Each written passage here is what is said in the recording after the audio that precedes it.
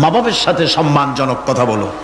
ওয়াকুল লাহুমা কাওলান কারীমা, সম্মানজনক কথা বলো, মাথায় ঝাঁকি দিয়ে রাগ করে চোখ মোটা করে কথা বলো না। তুমি সন্তান, তোমার জন্য সবচাইতে বড় পীর তোমার আব্বা তোমার আম্মা। আল্লাহ পাক বলছেন শোনো, وَقَضَى رَبُّكَ أَلَّا تَعْبُدُوا إِلَّا إِيَّاهُ وَبِالْوَالِدَيْنِ إِحْسَانًا।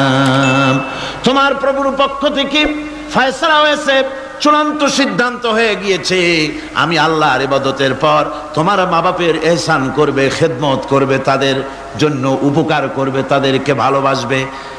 আল্লাহ রাব্বুল আলামিন বলেন মা বাবার সঙ্গে কেমনে কথা বলবে, তাদের সাথে কিভাবে আচরণ করবে, আল্লাহ তাও শিখিয়ে দিয়েছেন। আল্লাহ পাক বলেন ওয়ালা তাকুল লাহুমা ওয়াকুল লাহুমা কাওলান কারীমা। মা বাবার সাথে সম্মানজনক কথা বলো। ওয়াকুল লাহুমা কাওলান কারীমা, সম্মানজনক কথা বলো, মাথায় ঝাঁকি দিয়ে রাগ করে চোখ মোটা করে কথা বলো না। তুমি সন্তান, তোমার জন্য সবচাইতে বড় পীর তোমার আব্বা তোমার আম্মা। ঠিক কিনা কন? ছেলের জন্য, মেয়ের জন্য, সন্তানের জন্য সবচাইতে বড় পীর কে? বাপ মা। এটা ভালো করে মনে রাখতে হবে। আপনার মৌলানা সাহেবদের দোয়া, পীর সাহেবদের দোয়া কবুল হতেও পারে, নাও হতে পারে, 50-50 সম্ভাবনাও আছে, আবার সম্ভাবনা নাই। কিন্তু মা বাবার দোয়া কবুল হবে 100% সিউরিটি রয়েছে। রাসূলুল্লাহ বলেছেন 3 জনের দোয়া কবুল হবে, মুস্তাজাবুদ দাওয়াত। কয়জনের দোয়া কবুল হবে? আল্লাহ রাব্বুল আলামিনের হাবিব বলেন 3 জনের দোয়া কবুল হবে আল্লাহর দরবারে। তার মধ্যে একজন হলেন মাজলুম ব্যক্তি, যে ব্যক্তি অত্যাচারিত, যে ব্যক্তি মুসাফির, প্রবাসী, তার দোয়া কবুল হবে। আর মা বাপ যদি সন্তানের জন্য দোয়া করে, ওই দোয়া আল্লাহ রব্বুল আলামিনের দরবারে মঞ্জুর হয়ে যায়। আল্লাহ রব্বুল আলামিন মা বাপ সম্পর্কে বলেন, মা বাবের জন্য আমার কাছে দোয়া করবি বান্দারা, আমার কাছে দোয়া করবি। দোয়াটা আল্লাহ পাক শিখাচ্ছেন, রব্বিরহামহুমা কামা রব্বায়ানি সাগীরা। পড়েন সবাই, রব্বিরহামহুমা কামা রব্বায়ানি সাগীরা।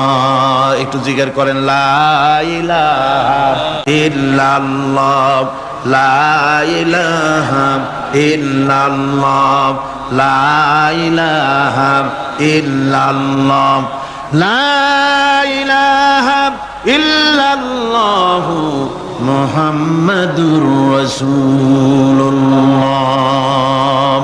আমার ভাইরা, আল্লাহ পাক শিখাচ্ছেন, বান্দা তোর মা বাপের জন্য আমার কাছে দোয়া কর। আয় আল্লাহ, আয় রব, আয় আমার প্রভু, আমার মা বাপ যেমন ছোটবেলায় আমাকে স্নেহের কোলে লালন পালন করেছে, আয় আমার আল্লাহ তুমি আমার মা বাপকে তোমার রহমতের কোলে লালন পালন করো। আল্লাহ শিখাই দিয়েছেন। আমার ভাইরা, প্রত্যেক নামাজের পরে এই দোয়াটা ভুলে যাবেন না। ভুলে যাবেন? ভুলে যাবেন? আমার ভাইয়েরা, আমার বোনেরা, সবাই প্রত্যেক নামাজের পরে পড়বেন, রব্বিরহামহুমা কামা রব্বায়ানি সাগীরা। এই দোয়া করতে কেউ ভুলে যাবেন না। আল্লাহ রাব্বুল আলামিন বলে, বান্দারে ওয়াসাইনাল ইনসানা বিওয়ালিদাইহি ইহসানা হামালাতুহু উম্মুহু কুরহা ওয়া ওয়াদাতুহু কুরহা।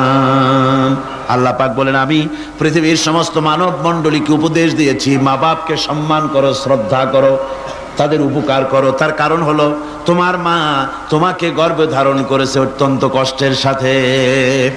আল্লাহ বলতেছেন, মা তোমাকে গর্ভ ধারণ করেছে অত্যন্ত কষ্টের সাথে, এরপরে তোমাকে ডেলিভারি করেছেন অত্যন্ত কষ্টের সাথে, তোমাকে ডেলিভারি করেছেন। গভীর রাত্রে মানুষ সব ঘুমায় যায়, গর্ভবতী মা ঘুমাতে পারে না, সন্তান পেটের ভিতরে, হাঁটু দিয়া গুতা মেরেছে, পা দিয়া লাথি মেরেছে। মা চরম শীতের রাত্রে, প্রচন্ড শীতের রাতে গায়ের লেপটা সরায় দিয়া মা একবার দাঁড়ায়, আর একবার বসে, একবার দেওয়ালের সাথে হেলান দিয়া দাঁড়ায়, কষ্ট করে রাতটারে কাটায় দেয়। আবার সারাদিন সংসারের জন্য কাজ করেছেন, রান্না বান্না করেছেন মা, সকলকে খাওয়াইয়া মা শেষের দিকে খেতে গেছেন। যখন নিজে খেতে গেলেন, খাবারের ক্ষুধা নিয়ে পেট ক্ষুধা নিয়ে খেতে বসেছেন, পেটের ভিতরে সন্তান লাথি মেরেছে, পেটের মধ্যে ঘুষা মেরেছে, হাঁটু দিয়া গুতা মেরেছে, ভরা পেটে পেটের ভিতরে সন্তান গুতা মারলো হাঁটু দিয়া মাথা দিয়া। মা ক্ষুধা রয়েছে পেটে, খেতে পারলেন না, বেদনা শুরু হয়েছে। খাবারের থালাটা ঠেলে দিয়ে মা দাঁড়ালেন, বসলেন, চোখের পানি ফেললেন। এভাবে করে মা একটা দুইটা দিন নয়, 10টি মাস পর্যন্ত সন্তানটাকে পেটের মধ্যে নিয়ে, একটা জীবিত মানুষ আর একটা জীবিত সন্তান পেটের মধ্যে নিয়ে নড়াচড়া করছেন, চলাফেরা করছেন। কিতাবের মধ্যে এসেছে রাতের বেলায় মা যে ঘুমাতে পারেন না সন্তানের নড়াচড়ার কারণে। রাতভর ইবাদত করলে যত সওয়াব পাওয়া যেত, আল্লাহ ওই সওয়াব মায়ের আমলনামায় লিখে দেন। সন্তান পেটে থাকার কারণে খেতে পারে না, পেট ভরে ক্ষুধায় কষ্ট পায় মা। এই জন্যে 10 মাস ধরে রোজা রাখলে যে সওয়াব হতো, আল্লাহ রাব্বুল আলামিন মায়ের আমলনামায় রোজার সওয়াব লিখে দেন। 10 মাস পুরে গেল, সন্তান ডেলিভারির সময় চলে এলো। মায়ের মন বিমর্ষ, সন্তান ডেলিভারি হবে, না জানি মরে যাই নাকি, না জানি অপারেশন লাগে নাকি, কি অবস্থা হবে। মা খেতে পারে না, মুখটা শুকায়া যায়। ডেলিভারির সময় যখন আসে, মা বাবার কাছ থেকে বিদায় নিয়ে যায়, স্বামীকে একান্তে গোপনে ডেকে নিয়ে বলে, প্রাণের স্বামী, দীর্ঘদিন একসঙ্গে ঘর কন্যা করেছি, অপরাধ হয়ে যেতে পারে, আমারে মাফ করে দিও। আমার মনে হয় এবার আমি আর বাঁচবো না। সংসার থাকলো, চাবি থাকলো, সব বুঝে নাও, আমারে মাফ করে দিও। মা চলে গেল সতিকা গৃহে, ক্লিনিকে চলে গেল, অপারেশন থিয়েটারে চলে গেল, অথবা ডেলিভারির জায়গায় চলে গেল। ডেলিভারি পেইন শুরু হয়ে গেল, বেদনা শুরু হয়ে গেল। এক একটা বেদনা যেন মায়ের এক একটা মৃত্যু যন্ত্রণা শুরু হয়ে যায়। এমন যন্ত্রণা, প্রসব বেদনা দুনিয়ার ভুক্তভোগী মা ছাড়া আর কেউ জানে না। এই চরম বেদনার ভেতর দিয়ে, চরম কষ্টের ভিতরে মা যখন একটা বাচ্চা প্রসব করলো, জিহাদের ময়দানের মতো মা রক্তাক্ত হয়ে গেলেন, সন্তান দুনিয়ায় এলো। মা তখন অস্থির থাকেন। এত বড় বিরাট কষ্টের ভিতরে আল্লাহ রাব্বুল আলামিন বলেন, সন্তান যখন ডেলিভারি হয়ে গেল, মায়ের মনের ভিতরে আমি তখন এই ফিলিংস, এই টেন্ডেন্সি জাগ্রত করে দিই, দেখ কি হয়েছে। মা তখন দেখতে চায় কি হয়েছে। মায়ের সামনে যখন এত কষ্টের, হৃদয় বিংরণ, কলিজার 32টি নাড়ি ছেঁড়া যন্ত্রণার সন্তান যখন মায়ের চোখের সামনে আসে, আল্লাহ পাক বলেন, মা যখন তার ছেলের মুখের দিকে তাকায়, মেয়ের মুখের দিকে তাকায়, আল্লাহ বলেন 10 মাসের পেটে ধরা কষ্ট আর ডেলিভারির সব কষ্ট মায়ের মন থেকে মুছে ফেলে দেই। আল্লাহ রাব্বুল আলামিন বলেন, খবরদার দুনিয়ার মানুষ, এমন মায়ের সাথে নাফরমানি করবি না, এ মায়ের সাথে নাফরমানি করবি না, মাকে সম্মান করবি, মার কাছে দোয়া চাবি। দুনিয়ায় যদি সম্মান চাও, রিজেক্ট চাও, মায়ের পায়ে ধরে কাঁদো। মায়ের জাতি অনেক সম্মান তার। রাসূল করিম সাল্লাল্লাহু আলাইহি সাল্লামকে প্রশ্ন করা হয়েছে, হুজুর খেদমত করবো কার? হুজুর কয় মায়ের। তারপরে কার? হুজুর কয় মায়ের। তারপরে কার? হুজুর বলেন মায়ের। তারপরে কার? তোমার পিতার।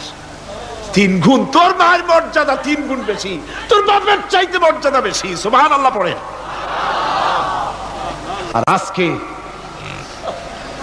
ইসলামের শত্রুরা তারা বলে যে ইসলাম নারীর অধিকার আদায় করে নাই। নারীর অধিকার ইসলাম দেয় নাই তো কে দিয়েছে? আমার বন্ধুগণ, বিশ্ব নবী জনাব মুহাম্মদ রাসূলুল্লাহ সাল্লাল্লাহু আলাইহি ওয়াসাল্লাম মসজিদে নববীর ভিতরে বসে আছেন। এক বৃদ্ধা মহিলা মসজিদের মধ্যে প্রবেশ করলেন। হুজুর বৃদ্ধাকে দেখে দাঁড়ায় গেলেন। বিশ্ব নবী বুড়ি মেয়ে লোককে দেখে দাঁড়ায় গেলেন। আল্লাহর নবী বুড়িকে দেখে দাঁড়ালেন। বুড়ি যখন কাছে এলেন, আল্লাহর নবী নিজের গায়ের চাদর বুড়ির জন্য বিছায়া দিলেন। বুড়ি বসলেন। এরপরে কথাবার্তা সারার পর বুড়ি যখন বিদায় হবেন, হুজুর আবার দাঁড়ালেন, বুড়ি মহিলা চলে গেলেন।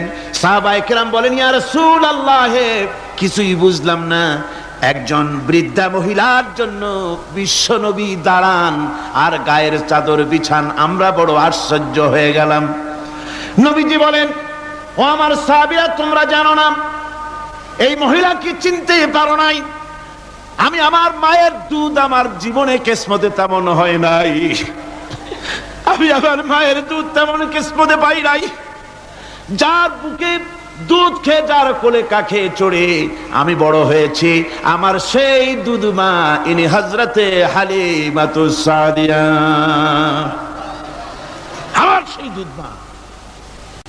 রাসূলুল্লাহ নিজে সম্মান দিয়েছেন মায়ের। খবরদার, মাকে অসম্মান করবেন না, মাকে সম্মান করবেন, মাকে শ্রদ্ধা করবেন।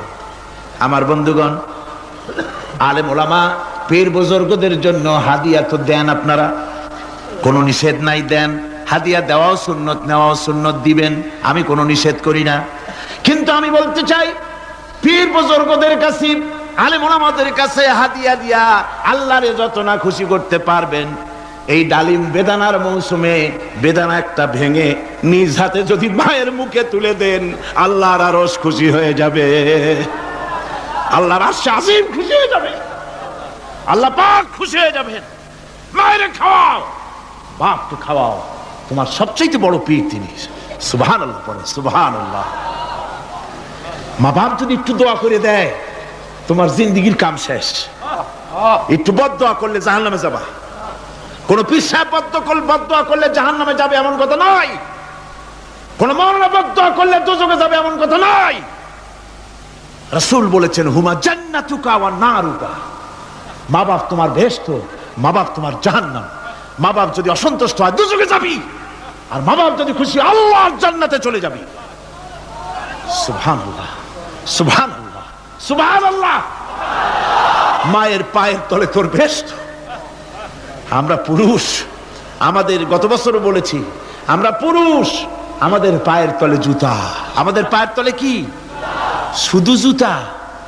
আর আমার মা, আমার মায়ের জাতি যারা এই প্যান্ডেলে বসে আছেন, আমার মায়েরা, বোনেরা, মায়ের জাতি যারা পৃথিবীতে, মায়ের জাতির পায়ের তলে আল্লাহর বেহেশত।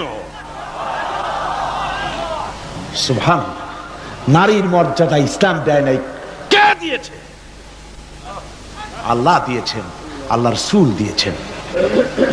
আমার বন্ধুগণ, হযরত বাইজিদ বুস্তামি, ছোট্ট বাচ্চা ছেলে, গভীর রাত্রে মা অসুস্থ, পানির পিপাসায় জেগে উঠেছেন। বাবারে, পিপাসায় শেষ হয়ে গেলাম, পানি দাও। ছেলে ঘরের ভিতরে পানি না পেয়ে বাইরে দৌড়াদৌড়ি করলেন। অনেক দূর থেকে পানি নিয়ে এসে দেখেন মা ঘুমায় গেছেন। পানি নিয়ে দাঁড়ানো পৌষ মাস, মাঘ মাসের শীতের রাত, ফজরের সময় মায়ের ঘুম ভেঙে গেল।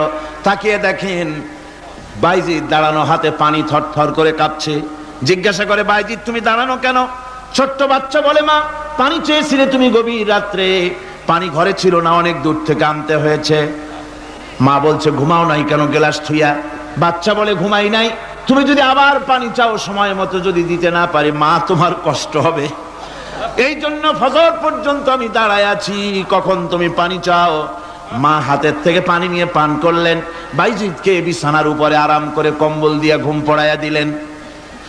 হযরত বাইজিদের মা উযু করে ফজরের নামাজ পড়ে সিজদায় চলে গেলেন। চিৎকার মেরে কেঁদে বলেন, আমার রব, আমার আল্লাহ, আমি আমার বাইজিদের মা, আমি মা হয়ে বাইজিদের জন্য দোয়া করি। বাইজিদ আমার জন্য আজকে যা করেছে, আমি মা, আমার কলিজা ঠান্ডা হয়ে গেছে।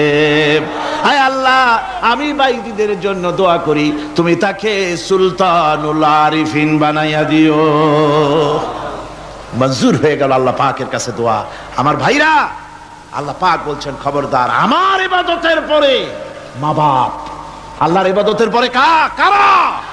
মা বাপ। মা বাপকে সম্মান করো, শ্রদ্ধা করো, মোহাব্বত করো, কিসমত খুলে যাবে, কিসমত খুলে যাবে। মা বাপকে সম্মান করো। হযরত আবু হুরায়রা রাদিয়াল্লাহু তাআলা আনহু রাসূলের সামনে এসে কাঁদতেছেন। হুজুর বলছেন, আবু হুরায়রা কাঁদো কেন?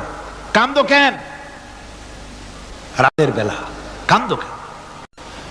হযরত আবু হুরায়রা বলছেন, হুজুর আমাকে মা মেরেছেন। হুজুর বলছেন, মা মারলো কেন? কোন অপরাধ করেছো? কোন গোস্তাখি করেছো? আবু হুরায়রা বলছেন, না হুজুর, কোন গোস্তাখি করি নাই, তবে মারলো কেন? হযরত আবু হুরায়রা বলছেন, হুজুর আমি আপনার দরবার থেকে ফিরতে রাত হয়ে গিয়েছিল। মা জিজ্ঞেস করলেন, আবু হুরায়রা এত রাত্রে কোথায় ছিলি?